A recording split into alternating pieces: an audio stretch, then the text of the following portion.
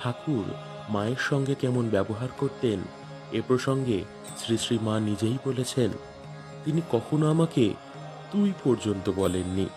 দক্ষিণেশ্বরে একদিন ঠাকুরের ঘরে তিনি খাবার নিয়ে গেছেন, ঠাকুর তা খেয়াল করেননি। যথাস্থানে খাবার রেখে শ্রী শ্রী মা চলে আসছেন। এমন সময় ঠাকুর তাঁর ভাতুষপুত্রীর লক্ষ্মী খাবার নিয়ে গেলেন মনে করে বললেন, দরজাটা ভেজিয়ে দিয়ে যাস। মা বললেন, আচ্ছা। শ্রীরামকৃষ্ণ শ্রীমায়ের গলার স্বর শুনে চমকে উঠে বললেন, আহা তুমি, আমি ভেবেছিলুম লক্ষ্মী, কিছু মনে করো না। এমনভাবে বললেন যেন কত অপরাধ করে ফেলেছেন। দিয়ে যাস বলেছিলেন, তার জন্যই এত সংকোচ।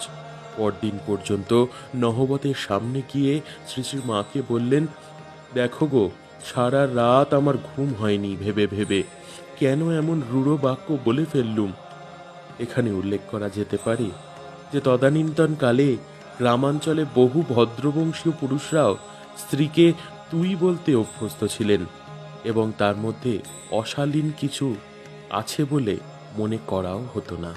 কিন্তু ঠাকুর ঠাকুর কিন্তু সারা জীবন মাকে কোনোদিন তুই বলেও সম্বোধন করেননি, সবসময় তুমি বলেছেন।